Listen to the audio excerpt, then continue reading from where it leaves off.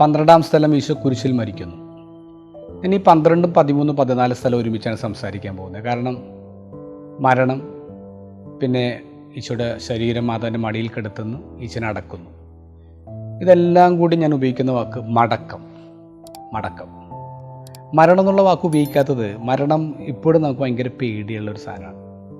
പലർക്കും മരിക്കാൻ പേടിയാണ്, മരണത്തെ പേടിക്കുന്ന ആൾക്കാരാണ്.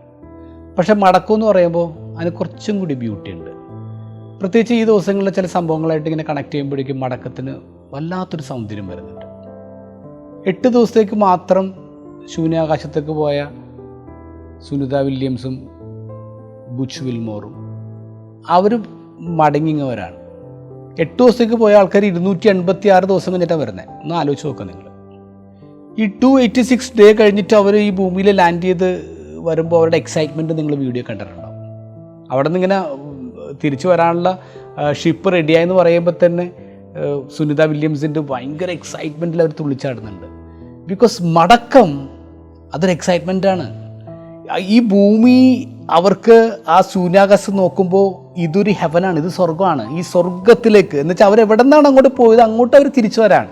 ഈ രീതിയിൽ നമ്മൾ ചിന്തിച്ചു നോക്കേ. ശരിക്കും പറഞ്ഞാൽ മരണം എന്ന് പറഞ്ഞൊരു മടക്കമല്ലേ, മരണം എന്ന് പറഞ്ഞൊരു മടക്കയാത്രയല്ലേ. അങ്ങനെ എൻ്റെ സ്വന്തം വീട്ടിലേക്ക് ഞാൻ പോവാണെന്ന് പറയുമ്പോൾ അതിനേക്കാളും വലിയ ഹെവൻ, അതിനേക്കാളും വലിയ എക്സൈറ്റ്മെൻറ്റ് എന്താ ഉള്ളത്? മടക്കത്തെ നമ്മൾ അങ്ങനെ കാണണം.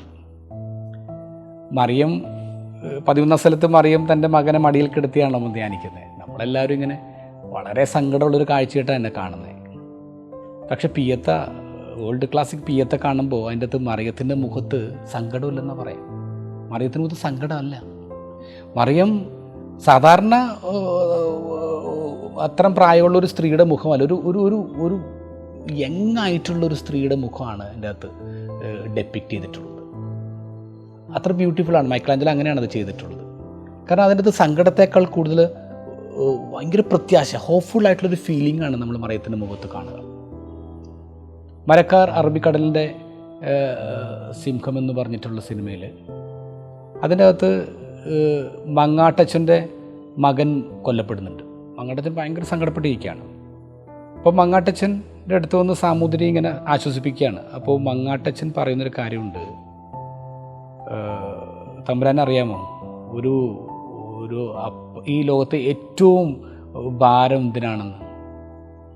അതൊരു മകൻ്റെ മൃതദേഹം മടി കിടത്തുന്നതാണ്. ഒരു മകൻ്റെ മൃതദേഹം മടി കിടത്തുന്നതാണ് ലോകത്തെ ഏറ്റവും ഭാരമുള്ളൊരു കാര്യം. സ്വന്തം മകൻ്റെ മൃതദേഹം മടിയിൽ കിടത്തിയ അമ്മ ലോകത്തെ ഏറ്റവും വലിയ ഭാരമാണ് മടിയിൽ വെച്ചിട്ടുള്ളത്. പക്ഷേ അമ്മയുടെ മുഖത്ത് നമ്മൾ കാണുന്നത് സങ്കടമല്ല, നിരാശയല്ല. കാരണം എൻ്റെ മകൻ എവിടെ നിന്ന് വന്ന് അങ്ങോട്ടുള്ള മടക്കയാത്രയിലല്ല. So I am excited. ടൂറിലെ കച്ചയെക്കുറിച്ച് ഒരു ട്രാപ്പിസ്റ്റ് മങ്ക് പറയുന്നൊരു സംഭവമുണ്ട്. അദ്ദേഹം ഈ ടൂറിലെ കച്ച എടുക്കുമ്പോഴേക്കും നമ്മൾ ഈശോയുടെ നെഗറ്റീവ് പോലെ ഈശോയുടെ മുഖം കിട്ടുന്നുണ്ടല്ലോ. പക്ഷേ ഈശോനെ പൊതിഞ്ഞ കച്ചയിൽ ഈശോയുടെ രക്തക്കറകളോ ഈശോയുടെ മുഖത്തുള്ള മുറിവുകളോ ഒന്നും അതിൽ പതിഞ്ഞിട്ടില്ല. അപ്പോൾ അദ്ദേഹം പറയുന്നത് ഇങ്ങനെയാണ്, അദ്ദേഹത്തിൻ്റെ രാശിയും ചെയ്യുന്നത് ഇങ്ങനെയാണ്, സ്പെക്കുലേഷൻ ഇങ്ങനെയാണ്. മറിയം ഈശോനെ മടി കടത്തിയപ്പോൾ അവിടെ നിന്ന് പിന്നെ കല്ലറയ്ക്കുള്ളൊരു ദൂരമുണ്ടല്ലോ, സമയമുണ്ടല്ലോ. ഈ സമയത്ത് ഈശോ എന്താ ചെയ്തേ? വളരെ സ്നേഹത്തോടു കൂടി തൻ്റെ മകൻ്റെ മുഖത്തുള്ള രക്തക്കറകൾ മായ്ച്ചു കളയാണ്. കൊണ്ട മുള്ളുകളൊക്കെ ഇങ്ങനെ പെറുക്കളയാണ്. പൊടിയും മണ്ണും കല്ലും ഒക്കെ എടുത്ത് മാറ്റി വൃത്തിയായിട്ട് മകൻ ഒരുക്കാണ് ഒരു മടക്കയാത്രയ്ക്ക്. അവൻ്റെ വീട്ടിലോട്ട് അവനെ മടക്കി അയക്കാൻ ഒരു അമ്മ നടത്തുന്ന പ്രിപ്പറേഷനാണ് ശരിക്കും പറഞ്ഞാൽ 13-ാം സ്ഥലം. എത്ര ബ്യൂട്ടിഫുള്ളാണ് ആ ചിന്ത. മടക്കം. നമ്മളൊക്കെ ഇവിടെ ഇരിക്കേണ്ടവരല്ല. നമ്മളെ കാത്ത് നമ്മുടെ സ്വന്തം വീടുണ്ടെന്ന് മനസ്സിലാക്കി കഴിയുമ്പോൾ എല്ലാ മരണങ്ങളും എക്സൈറ്റ്മെൻറ്റാണ്. കാരണം അത് മടക്കം മാത്രമാണ്.